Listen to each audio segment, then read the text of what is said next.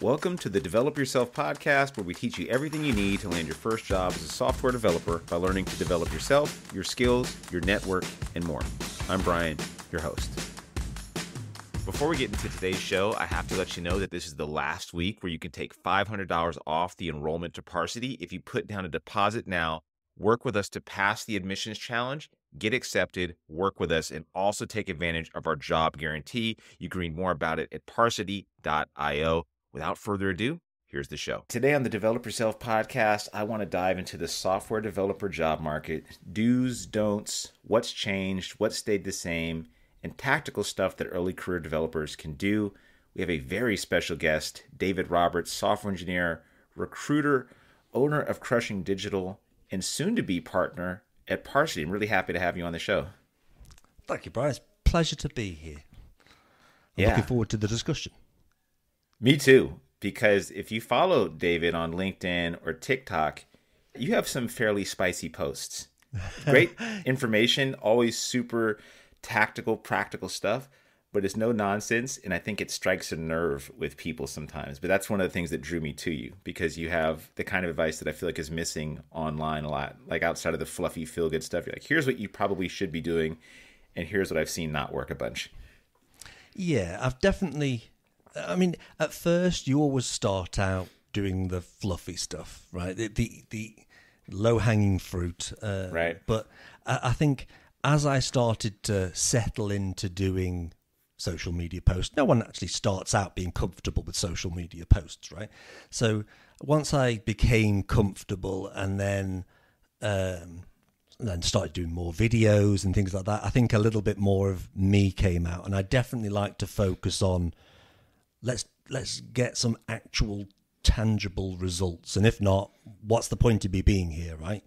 I feel you. So sometimes I tell people what they need to hear versus, as opposed to what they want to hear, and I know that kind of will resonate with some and will put some people off, and For sure. And I guess I have to take that, and that's my niche, that's my thing.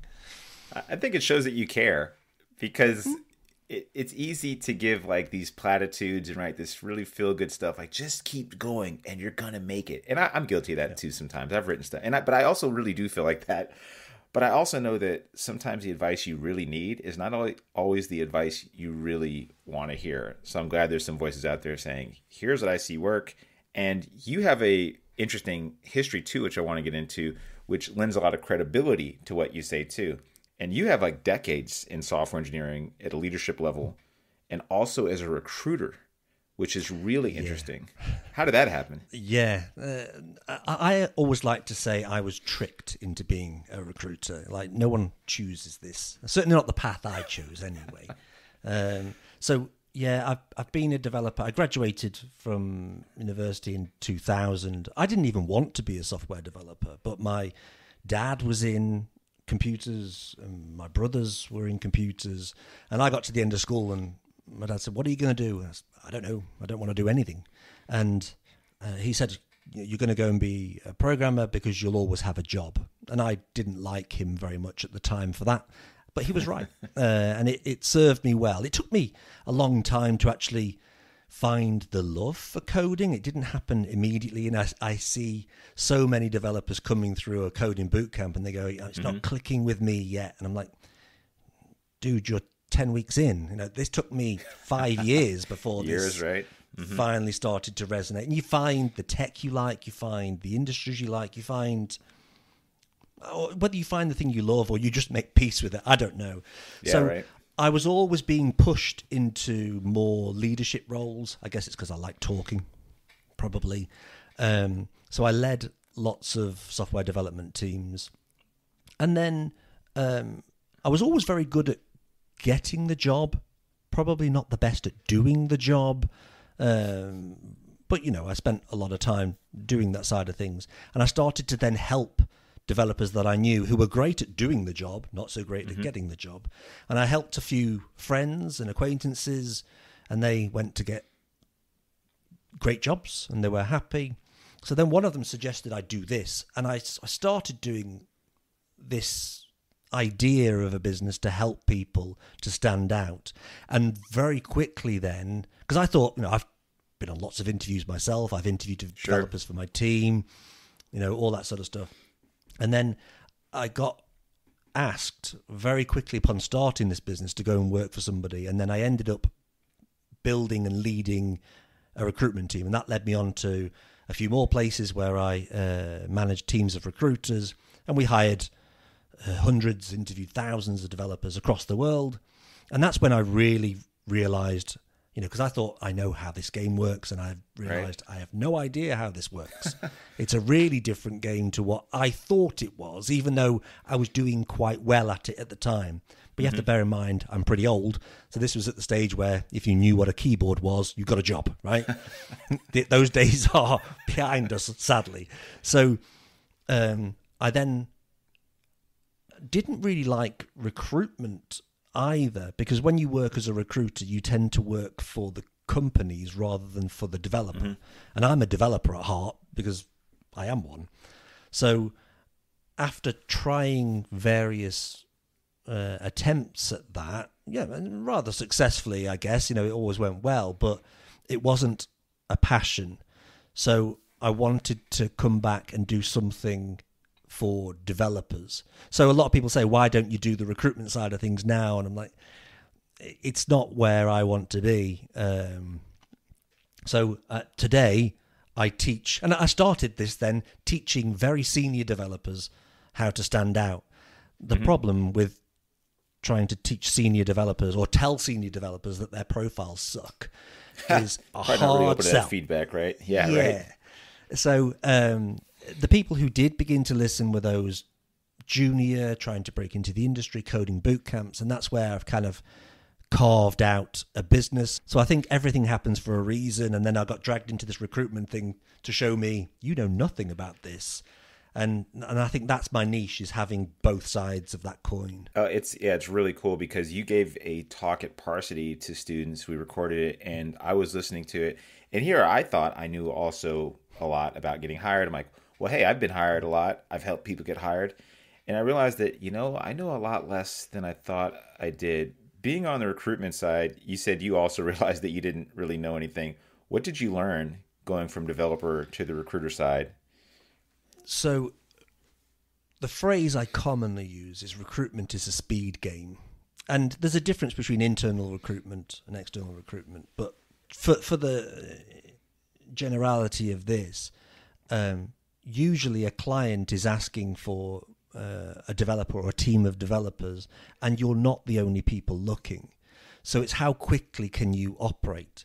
And so you're leveraging referrals, you're leveraging your networks, and then worst case scenario, you're putting out a job.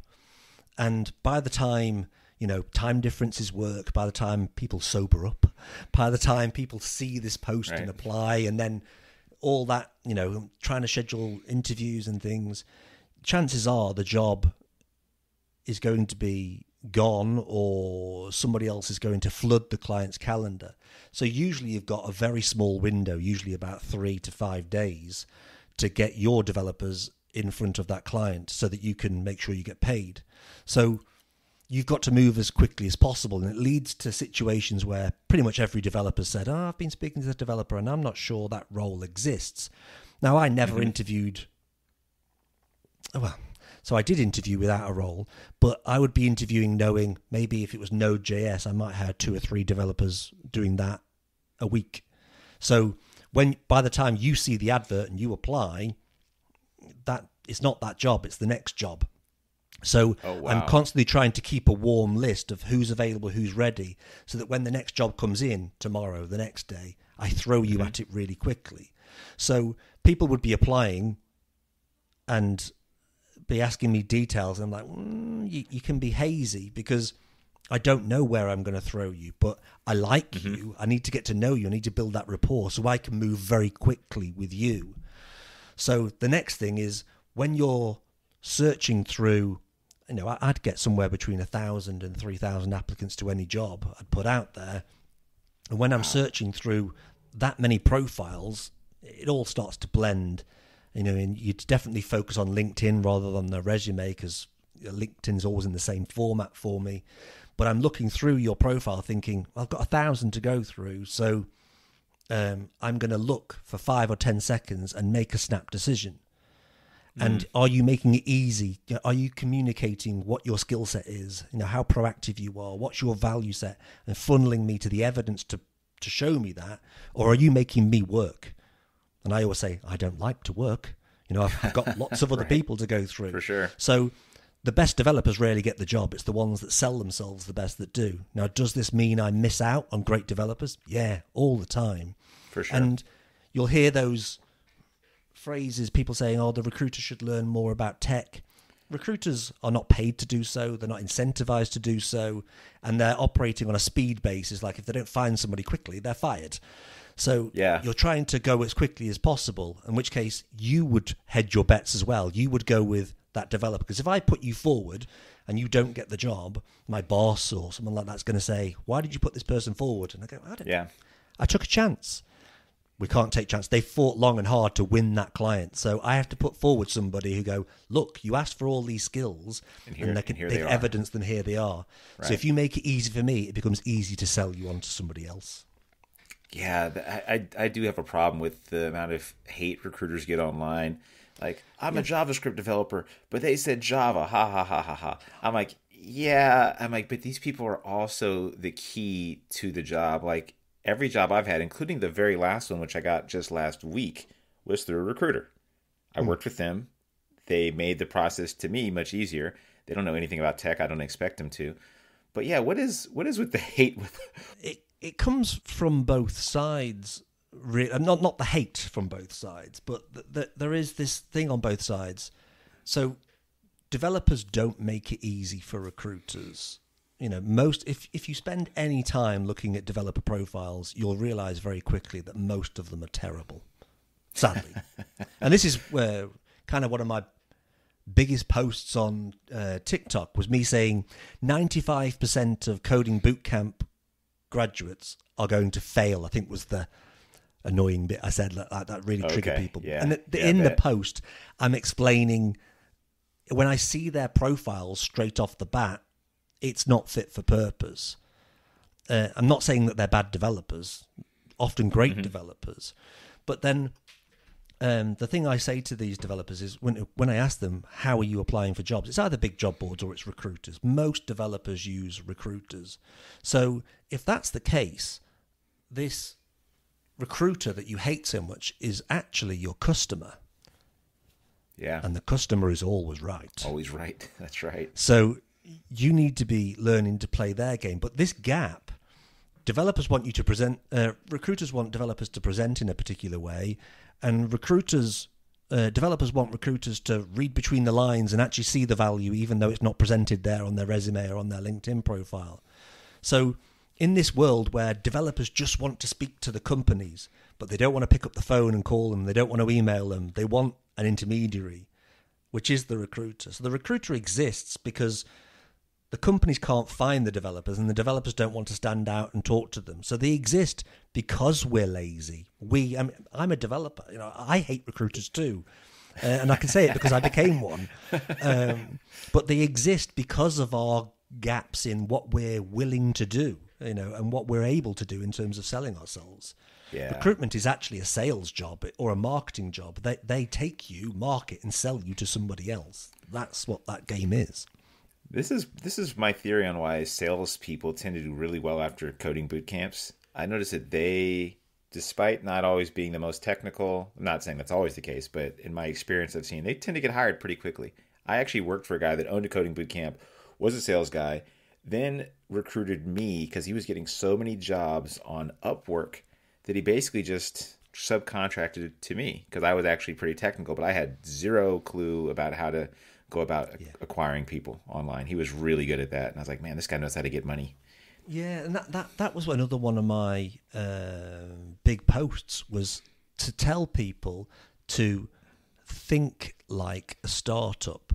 And if you sat there in your bedroom and you code this app, anyone who builds an app knows that they're going to have to market it and sell it. You can't just write it and everyone turns up, or very rarely does that actually work. Yeah, it's more of a marketing job and a sales job that actually turns it into this success. So what I was saying is, you've built this product, through a boot camp. You've got and amassed these skills, but now you're going to have to sell them to get that product out there. And then the abuse I got back was just like, I haven't got time to start a startup. I'm like, no. That's not what I mean. I mean, you need to do the sales and marketing piece on top. You wouldn't start a business in this way, and you need to think of yourself as a business. And your business currently doesn't have a sales and marketing team, so you've got to then you've got the product, you bought that, and then learned a lot and instilled that into yourself. Now sell. I think a lot of people say, I've already paid for the boot camp. I learned all this really hard stuff. They're just like, what? The next part is the job, right? Like, why do I have to do this other huge amount of things, in order to get it? There was a guy yesterday on Instagram. He basically was saying, you should do free work if you're a developer. And the way he worded it, I could see it could ruffle some feathers, and it did. It got so many negative comments, and he actually took down the post. He's a pretty big influencer, I guess, on Instagram, and he apologized for it. I hate to say I agree. I'm like, if you don't have experience, you're going to need to get experience. And the best way to do that is often by providing some free work. I had a post where someone had asked about doing an internship. And I thought long and hard about my answer. Now, internships don't really compute for me here in the UK. They're not a thing. It's very unpopular. It's probably increasing in its popularity as we're, following the footsteps of the US always. But internships don't compute. So as a person trying to solve a business problem, I'm like, if you have the resources, like you don't need money immediately, and you can utilize an internship to go and get the skills, to get the job, to turn this into a paid thing, and off you go. That's what I would do. When I offer my service to boot camps, I offer a free trial, and I work for a month for free. I always do. It's kind of a standard thing. But that's not me saying, hey, you're starving, go and work for free. Yeah, right. And it's certainly not something I would do, as someone, I've got a wife and kids and a mortgage and stuff. Right. But you need to work out how you can get the job. And if that's one of your pieces of leverage, I would use it. And I talk to people on the course about leveraging what you've got. For me, working for US companies, I knew that, I can get paid a really good wage for the UK, but undercut people in the US and do very well. And I did. But then a lot of people who I was hiring from various places around the world, they would always say to me, oh no, I want the San Francisco wage. And I'm like, well, they're just going to employ someone in San Francisco. San Francisco, right? Yeah. So now, do I think that everyone should be paid the same for doing the same job? Yeah. But I can't tell people, no, you fight the good fight until the end, because I know you're just not going to get the job. So my advice sometimes will contradict what I believe should be happening. But what I'm hell-bent on, I guess, is getting you the job so that getting you that first job so that you can do your time, get your experience, and get a pay rise or get a different job. Right. But solving the problem, you shouldn't turn your nose up at an internship or unpaid work or whatever it is that gets you to where you need to be. Yeah, I totally agree. And you're right. Everybody has a different situation. And for some people, that's a deal breaker. And for a lot of people, it's not. I still have done free work. I've been doing this for 10 years. When I wanted to learn sales, I did 100 sales calls for free for my buddy and didn't get paid a dime. And I learned a little bit about how to do cold calling, which was a good skill for me to pick up at the time. I'm sure when I want to learn the new thing, I'll do something similar. I want to do a little game with you real quick. Let's say I'm your average boot camp grad. I went to a MERN stack, Mongo Express, React, Node, learned a little bit of full stack JavaScript stuff. I was a former, security guard or something like that. what do I do on my LinkedIn? What should I be doing now that I'm graduated or before I'm graduated? What is like my general approach that you would recommend for me to get that first job? So before you graduate, while you're crying over your keyboard, trying to get your code to work, while you're learning, while you're overcoming challenges, you need to let the world see that. It's kind of like the build in public strategy. So I would be documenting your journey about what you're doing, because you're going to get to the end and you're going to show people this shiny certificate, which doesn't mean anything to anybody. And people mistrust in some instances. And there's a lot more value in what you actually did during those weeks or months on that boot camp versus what the certificate is going to communicate. So I'd be unpacking that to show your proactivity, because everybody else is going to come out with the same certificate. Now, how do you differentiate yourself? Secondly, I would have a profile that communicates your value really efficiently. So I would encourage you to go and look at your banner image. For most of you, it's a picture of your pet or your recent holiday. How does that advance the story of you being a MERN stack developer? And it doesn't matter what the picture is, but we could drop logos on and make it apparent. This is what I do. I always say it's like the cover of your book, and your book being, LinkedIn profile, the book of you. And we do judge books by covers, unfortunately. That's true. Yeah. So I would make it clear from that. I would make it clear from the headline what you do. Lots of people want to keep my options open. I'll just put software developer or full stack developer or programmer. No one's looking for software developer. There's billions of those. Now a recruiter's going to be drilling down going, I'm looking at this job specification. I'm trying to tick off all the technical items within it. They're looking for something specific. So it's rarely the case that those profiles that are more generic that stand out. And then you've got to do on your about section, you've got to unpack those skills. So it's not just MERN, it's not just React, it's Redux or TypeScript or testing tools like Jest or React Testing Library. What about cloud utilities? All the complementary skills that go around it, and you flood your about section with those. Certainly in the first 3 to 4 lines, I'm always saying sweat the first few lines so that I don't have to work and read down to get it. I get it as I come through. And then I get your activity, and I see you living and breathing it. I see some of the featured posts, so I get a visual element to it.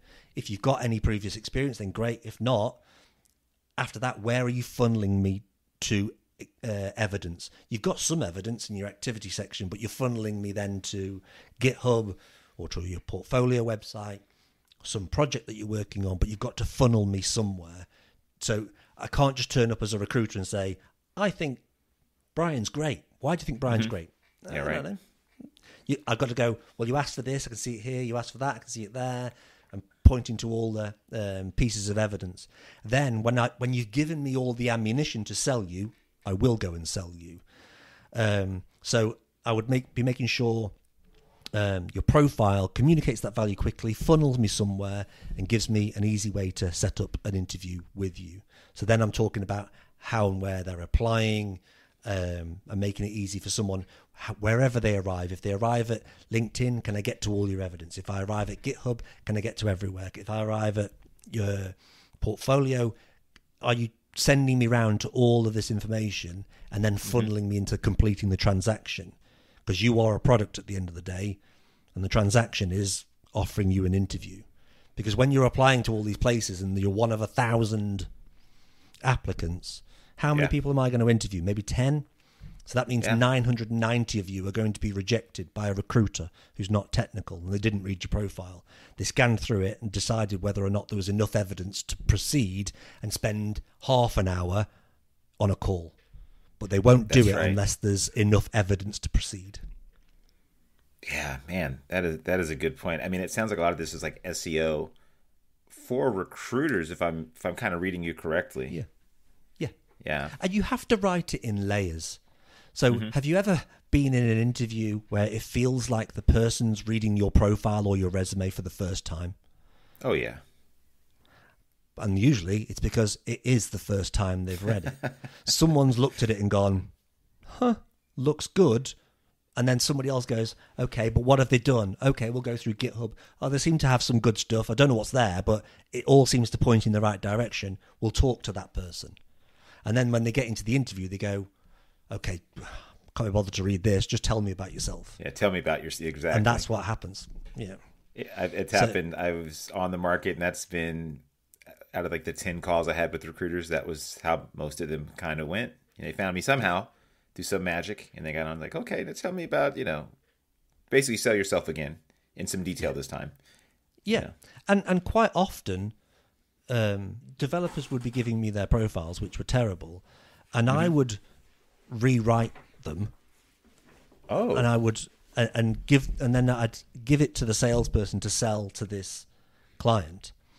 And when I'm in that meeting, because sometimes they want teams of people, and I'm listening to the feedback and that sort of thing. So when I'm listening to that salesperson sell that person, they're literally reading out the notes I've given them, saying, this is why I think this person's good, because I'm giving them the ammunition. Now, the developer never gave me that ammunition, but that's kind of what I try and teach, is to go, I need you to give that recruiter, give whoever it is you're going to be talking to, whether it's a recruiter, whether it's an employer, give them enough confidence to move forward with you. But they won't read between the lines. You or I might read between the lines on a developer profile going, there's not a lot of information there, but I can see they've done this. That looks kind of good. Mm-hmm. But we're dealing with recruiters or HR people who might not be as aware or good at reading between the lines. So you've got to give them something to go on. And unfortunately, most developers don't do that. Yeah, I think a lot of people want others to take a chance on them. And I've said this too, like, no one really wants to take a chance on you. No one, as much as like even me, like I'm putting my reputation on the line as a manager. If I say, you know what, you failed the exam, you didn't do so on the interview, and you show me no indication you can do the job, but you know what, I want to give you a chance. Like that would make zero sense. But I feel like that's almost what people want. They're like, I want you to take a chance. I'm going to put my number one job is like French fry chef. No mention of really doing software development work, but I'm applying for a software developer job. I'm like, well, how is this going to work out? It's not. Yeah. So many times in so many interviews, people say, if you just take a chance on me, you'll realize I'm great.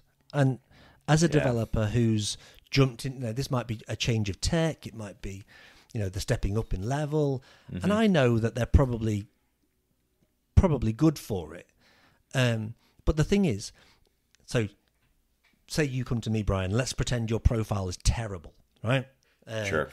And you say, just take a chance on me, Dave, please. And I go, me. Yeah, right? Yeah, okay. And I put you forward, and you go into that interview, and you tank, right? You just fail miserably. And the salesman comes back and says, we spent months working on this great new client. Yeah, what happened? The hell? Because we lost the deal. I said, well, I took a chance on Brian. And they say, they're looking at Brian's profile going, why did you put Brian forward? I'm like, yeah, I know it looks bad, but Brian said, if you just take a chance on me, you won't regret it. And they go, oh, David, that's a lovely thing you've done there. You're fired, but it's lovely. And I'm like, I don't like to get fired. I like to get pay rises, and I like to get thank yous. So I'm not putting you forward. And I wouldn't mind if it wasn't every other developer asking me to take a chance. And I'm like, why don't you take a chance and fill in your profile? Like, let's do this together. That makes for great LinkedIn content. Like, I found a guy on the side of the road who said he'd code in HTML for free, and now he's the CTO of our company. I'm like, yeah, it sounds great there. In real life, we generally don't want to take chances on people we don't know, or even people we do know. We don't really want to take a chance. I think that's helpful. A helpful framework for thinking about your LinkedIn profile and your resume too. It's like, think about the non-technical audience and how easy you can make it to prove that you can do the thing.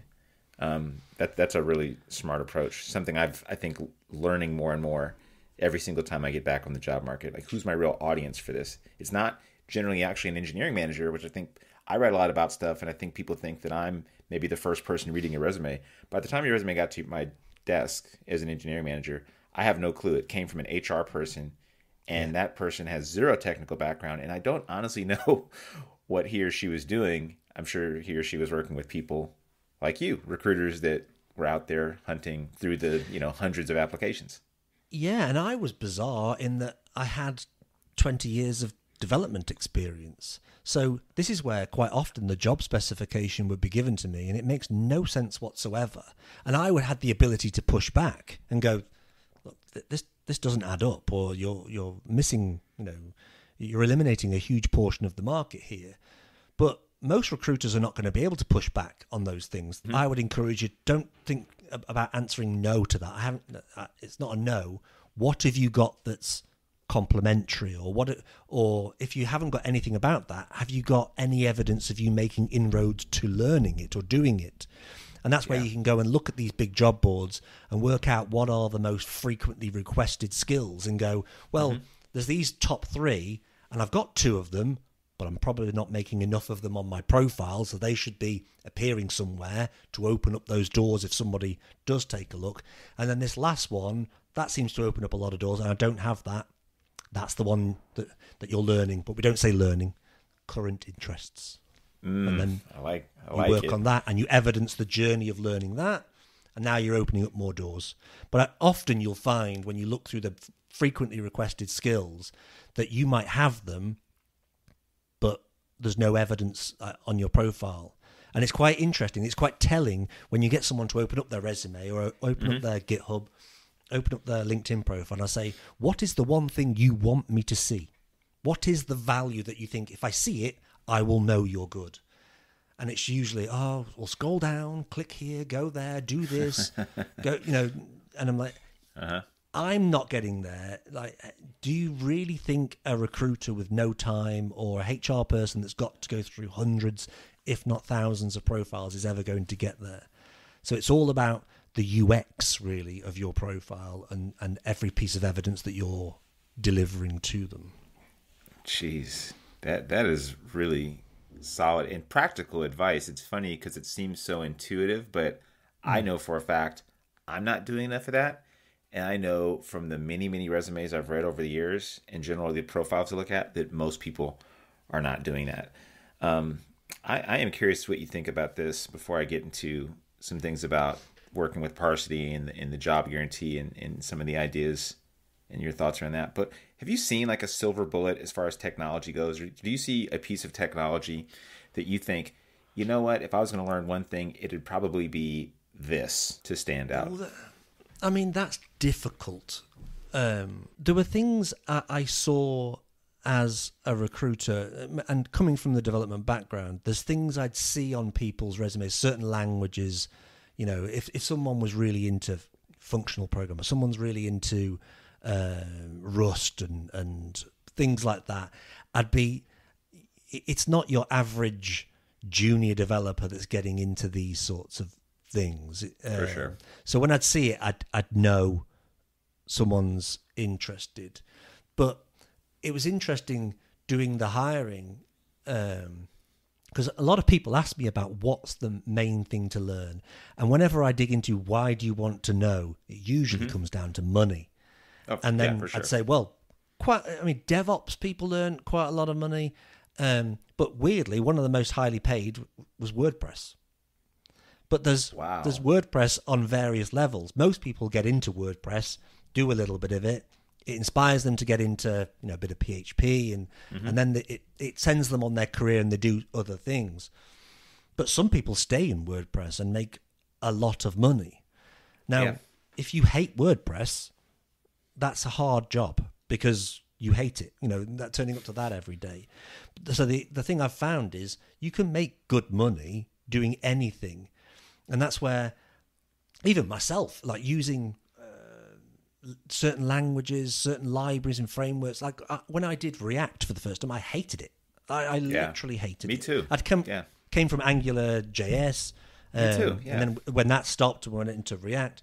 And then when I started using Vue, I loved it. It just resonated with me. And then I could do what I wanted to do with it.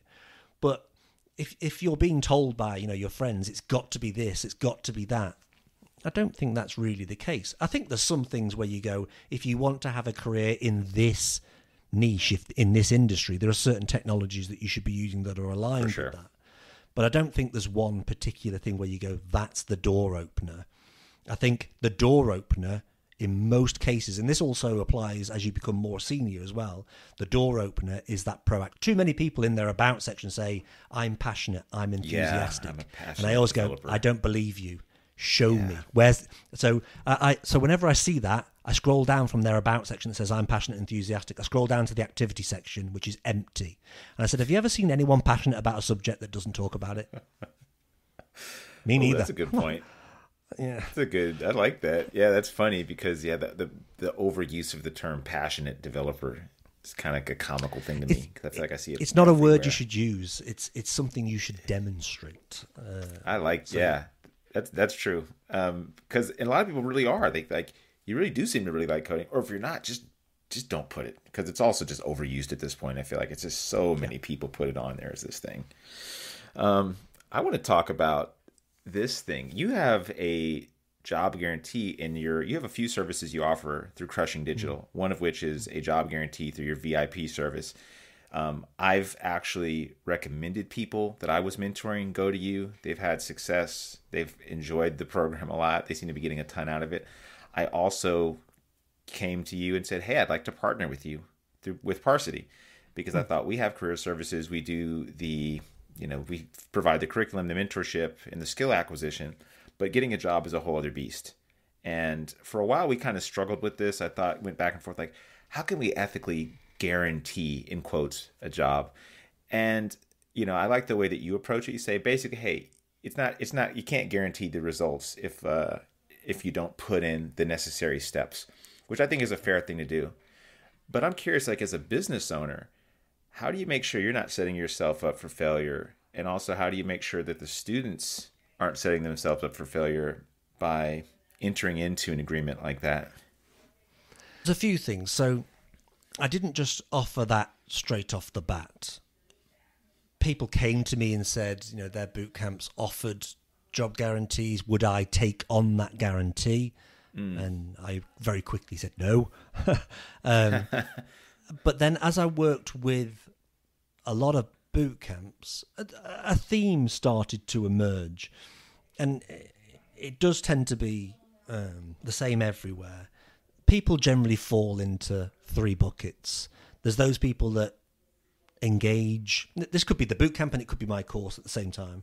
They engage, do the work, and usually the fruits of that come out at the end. Some people engage a bit. They either get stuck or they get lost or distracted. Whatever it is, some people do a bit and stop and fall off. Now, sometimes so I used to run this course over 4 weeks. And then I realized those people that would drop off would come back, or some of them would come back weeks later and go, I've applied to 400 jobs on LinkedIn. I've heard nothing. Please, can you help me? And it's almost like they have to be broken before they're ready to really engage and do it. Mm-hmm. And then there's this third bucket, which they never turn up. They never do. I don't know whether it's their parents are paying or something. I don't know. But some people just seem to buy things and don't. I guess we all buy Udemy courses and don't do them. I guess it's no different. Yeah, that's true. So over time then, working with hundreds and hundreds of students, I realized if I can actually make you do it, that the chances are very good. But the profiles have to look how I want them to look. Obviously, you've got to allow people to have their own identity, the level of creativity and those sorts of things. And I'm not like, too restricted on that. But there's certain things where I go, I don't see the value. I want you to put things in a certain way and communicate your value. And everyone's different, right? Right. So the thing I got to at the end was like, well, if I can make them do it, can I get them jobs? So I started trialing this with a number of people, and it went very, very well. And I was working more closely with them on a one-to-one basis, or very small cohorts. And it proved so successful. In fact, I didn't fail, that I thought, okay, maybe I can offer that. So what's the time frame? Now, of those people in that trial, it was within 1 to 2 months. So I've set it at 4 at the minute, and there's people on my course at the minute. Everyone, some people are in very remote areas, and I'm learning that that's its own challenge. There's people in very different circumstances, so I'm learning what works and what doesn't, what are the red flags and what are not. Not that it's a red flag that I would say you live here, therefore no, but it's all about, can I get people to engage? So then I made this VIP service, which was a lot more expensive, but that was my effort to go, how can I make you do it? Mm-hmm. So then I said, well, if you don't turn up to the sessions, they meet with me twice a week, at least twice a week, and if you don't turn up, I'm going to keep the money. Now, I don't want to keep the money. I want to get them a job. Well, in which case I do get to keep the money. But, so that's where I've got to, and that's what I'm doing now. And it's proving successful. And then there are a few bits where I'm learning, going, okay, I didn't realise that's how that worked in that geographic area and those sorts of problems. But I still come to that conclusion where I know if I can force you to do it, usually it comes good. And I think that's kind of how I'm looking at it as well, like from an ethical standpoint and also just practical. Because I'm like, if you do certain things, I can basically guarantee your success. Now, we're offloading that onto you through Parsity, but I think of something like almost a weight loss program. Like, there's a reason why most people go to like an online like weight loss or exercise program and they don't get the results they want. But if I could force you and I could buy your food and make sure you're in a calorie deficit and you only ate these things, I can guarantee you success, because now I'm controlling the inputs that are going to lead to the outputs which we want, which is exactly what you're doing. You're doing a lot of this really the heavy lifting and saying you do X, Y, and Z, and based on previous history, experience, those are usually going to lead to these great outcomes. Yeah, and a phrase I often use is, I can't guarantee you a job, even though I do. What I say is, I can get you into a lot more interviews, and if, like I said before, if you're applying on big job boards, you're one of 1,000 applicants. So you're one of 1,000. But if I can get you into the interview, you're one of 10. And if I can get you to start applying differently, I can even reduce that number. So going from 1 in 1,000 down to 1 in 10, your odds are starting to go through the roof. So if we can make a profile that helps you stand out even when the pool is large, that's step one. And then step two is to get you to try and avoid the pool and try and make your own path. Have a strategic approach to both your networking and your job search strategy. Then things start to happen. Yeah, that makes total sense, and that's also an ethical way to do it too. Like, look, if you suck at interviews and you bomb every single interview, and you show up and turn your camera off and cuss the person out, of course we can't guarantee you're gonna nailed the job, right? But yeah, getting in front of people, and it's funny, I think people overestimate a lot of times their competition in these interviews. I've just done so many interviews, and I'm thinking there's a lot of smart people out there, but there's also a lot of, like, at the end of the day, there's a lot of just average developers too. There's not like all these ex-Google employees that are going for these startup jobs that are paying, sub 100K that you're applying for. You're competing with people that are, on the slightly above or somewhere in between the average range, and you can totally nail it. It goes back to that statement again. The best developers rarely get the job. So this is where I encourage you to put the human aspect back into this soulless process of job searching that we're doing. And if you can do that, if you can present a proactive developer. So I often talk about this in terms of, you're a dance teacher and you can select one student for extra classes, extra attention. And most of the kids are sat picking their nose in this corner. And then one kid is desperately trying to pirouette in the corner, but getting it wrong and falling over and doing badly. Who do you pick? Right. You pick the one that's doing it. And that's what we've got to show on our profile, is that you're more proactive, that you want this more. You're passionate, but without saying you're passionate. That's right. And if we can present that, people do start to take notice. And when a developer comes to me and says they've applied to hundreds of jobs and they've heard nothing, I always ask them, where and how have you been applying? And I've never had a different answer to this question. It's just the big job boards or recruiters. And we're all looking in the same place, 100%. Absolutely. In which case, doing the same thing over and over and over and expecting a different result is, the definition as we talk. That's we right. Talk about it. So yeah. I just want to get people to go and do something different. It's not like I say they can't apply on big job boards and things like that. I know they're going to do that, but I want to get them to put different irons in the fire. I want them to get them to present a developer that's great on paper, and then a developer that is great in terms of how they present themselves when they're applying in a more proactive way. And I get people doing videos to introduce themselves. And when you were talking about the interview side of things, that's something we do. We meet twice a week and we're talking about the career side of things. But then I also run once a week. We have interview practice. And nice. So we get everyone to come along because everyone wants to do interview practice on their own. And the best thing you can do for interview practice is to try and mimic the pressure. Now, you'll get to know me on the course, in which case, hopefully we're friendly with each other and now you're relaxed. That's not an interview. So I interview you in front of 20 other people or 10 other people or however many's on the group. And now the pressure starts to rise because no one wants to look stupid. And it's usually, it's not about whether you know the answer or not. It's how you handle the pressure. So getting everyone to make those mistakes in how they answer questions, even down to the trivial ones. Tell me about yourself. It doesn't have to be just the technical questions, but even the softer side of it, getting used to making the mistakes, having the right story to tell, knowing what to say at the right time. And we cover all that over the weeks we go through the course. So by the end of it, you've made every mistake possible. And everyone's laughed at you, and everyone's, you've all become friends as you've taken the nick out of each other on the way through, and now you should be ready. Dude, that is make one of the most underrated ones. That is really smart because that's huge. Like, people totally underestimate the amount of nerves that go into an interview. I've blown interviews like that. I had like a panic attack, and this was kind of recently. I'm a little embarrassed to say this is like 3 years ago. I had like a straight up panic attack during an interview.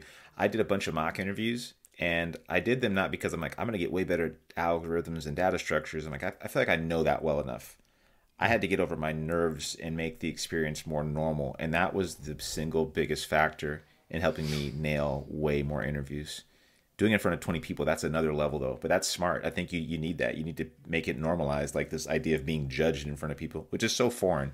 Because when else in your life are you like on the line for 100,000 or however many monies and salaries are on the line? You're playing this carnival game where you're in front of somebody getting judged on your ability to answer these questions you would normally never come across in your life, And that's the thing. I read about all these things and, everyone's saying, remember like 25 stories and who is going to remember these things when the pressure is on? So I have this different strategy where it's kind of like we have a couple of stories, 2 or 3 stories, and we let pieces out so that what you're doing all the way through. I know I know that story so well inside and out that I can just drip feed bits of it out and paint a picture so it looks like you're having the conversation on the surface, but underneath you're steering the conversation to know that I can let these things out. If you do it in the right way, it's quite a powerful thing because you've practiced that over and over and over. So we'll get into the interview and I'll ask the same question in a very slightly different way so that you can start to know in your brain, that's that story, and you start to change what you're saying. So you get to be more comfortable. That the answer to getting better at interviews is not learning more, it's learning to calm the nerves more. And then letting a little bit of yourself out. I've even gotten stories written down now because most of my interviews have been remote since the pandemic, really. I used to do a lot of in-person interviews. I'd follow the same thing, but I just go to the office beforehand and kind of read over my notes, think, okay, that's the story I'm going to tell when they ask this question. But yeah, I have like 3 stories in my bank now. Yeah. Like I'm like, that's the leadership thing. That's the conflict one. That's the interesting project one. And I just kind of pick and choose. like how Well, I'm gonna do I'll it. even I'll have like an introduce myself one or tell me about yourself right. question, a good project and a bad project, and sometimes I'll even switch the tech from one project to the other because I want to tell the good project, but I want it to be about that tech. So I'll flick one. The two, and just it doesn't really matter what the story is. It's the same thing at the end of the day. But yeah, it's funny. I'm glad to know that I'm doing some of these things right because I've learned this over the years of bombing so many things. David, it's been really great speaking with you today. I'm excited about partnering with you and Parsity students. But you don't have to go to Parsity to partner with David. David works with all sorts of people. Where can people find you online? So the website is crushing.digital, and there are 2 courses there. So you can either do the VIP, which is what we've been talking about today, but all the same content for the course, like all the videos. There's 50-something videos on the course and 2 workshops a week and a template library, including resumes and all the things for LinkedIn, all that kind of stuff. That's all there for $99 on the website as well as the standard course. But yeah, crushing.digital, and it's pretty much at Crushing Digital on most social media as well. Oh, sweet. Okay. Yeah, I follow you on TikTok, which I'm not on much anymore. But I also follow you mostly on LinkedIn. Love your posts. If you're not following David there, you really should. And yeah, man, really can't wait to start working with you, and happy to have you on today. His contact information is in the show notes, and if you're subscribed to our email newsletter, you should also get it in there. Thanks again, David. Thank you, Brian. I've really enjoyed it, and I can't wait to start working with you. That'll do it for today's episode of the Develop Yourself podcast. To learn more about becoming a software engineer with us, then check out Parsity.io. If you're not quite ready for that, then jump into our Dev30.xyz program, which is 30 days of working on your mindset, habits, and JavaScript skills. Totally worth it. See you next week.